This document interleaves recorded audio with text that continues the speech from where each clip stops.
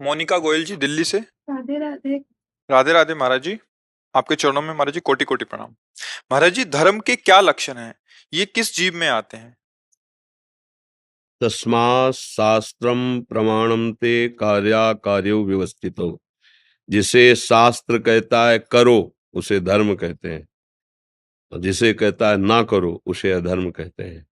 ये बिल्कुल सार्वजनिक बात। अब आप किस धर्म की बात करते हैं?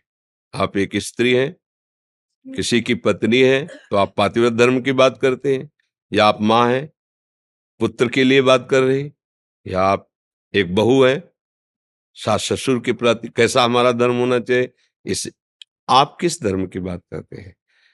सबसे सबके लिए एक व्याख्या है कि जिसे शास्त्र कहता है करो वो धर्म है, और जिसे कहता है ना करो उसे अधर्म कहते हैं। अब इसको विभाजित कीजिए। आपका व्यवहार सास ससुर के साथ कैसा होना चाहिए? ये प्रश्न नहीं होना चाहिए कि सास ससुर का व्यवहार मेरे साथ कैसा होना चाहिए। नहीं, साधक उपासक ये नहीं देखता। हमारा व्यवहार उनके साथ कैसा होना चाहिए, हमारा व्यवहार पति के साथ कैसा होना चाहिए, हमारा व्यवहार अमुक के साथ कैसा होना चाहिए।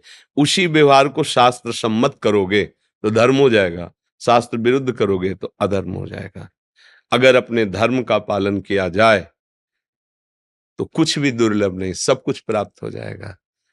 धर्म के मार्ग से विचलित हुआ न यहाँ सुख पाता है न परलोक में सुख पाता है। धर्म में बहुत बड़ी सामर्थ्य है। अब आप किस धर्म की बात कर रहे हैं, बोलिए।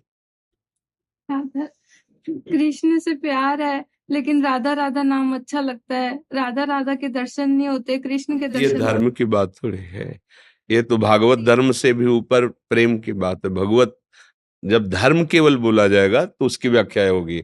अभी भक्ति की बात, जिस पर श्री कृष्ण बहुत कृपा करते हैं उसे राधा नाम में प्रेम होता है।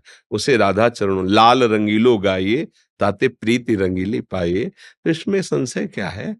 श्री कृष्ण से प्रेम करो और प्यारी जू का नाम जप करो, तो प्यारी जू की कृपा से प्यारी श्री कृष्ण किसके हैं?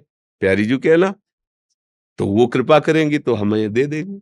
उनके चरणों का प्रेम, उनकी महिमा, उनका रूप, हम राधा राधा जपे और खूब श्री जी से प्रार्थना करें कि आप अपने प्राणनाथ श्री कृष्ण के नाम में, चरणों में हमें प्रेम प्रदान करें। समझ गए? तुम उनके लायक हैं या नहीं है? प्रेम में लायक नहीं देखा जाता।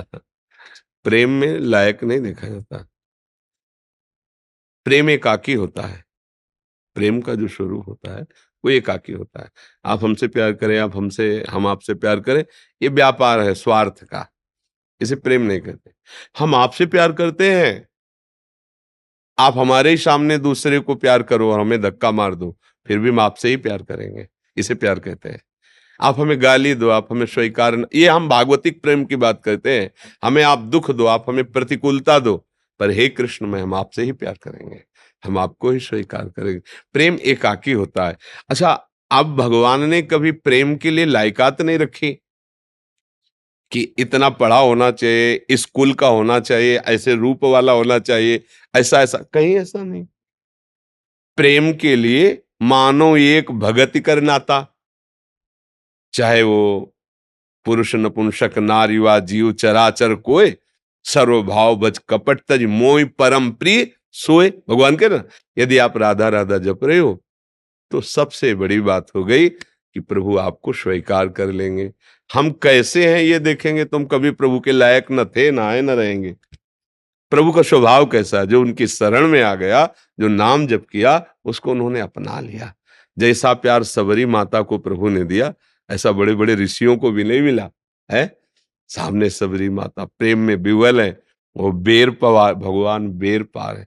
अखिल लोक चूड़ामणि भगवान, अंगूर थोड़ी है, बेर है, बेर पवार है। और भगवान स्वयं सबरी जी के आश्रम में आए।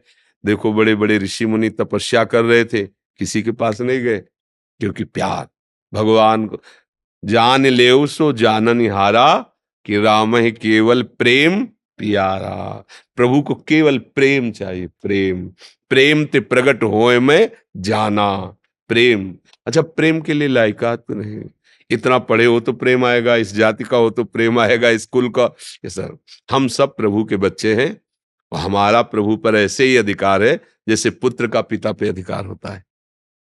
बस हम चलें, हम इस बात को माने और प्रभु का नाम कीर्तन करें, अच्छे आचरण करें, हमारे मालिक प्रसन्न हो जाएंगे, उनके चरणों में प्रेम हो जाएगा। जब प्रभु प्रसन्न हो गए तो फिर दुर्लभ क्या रह गया।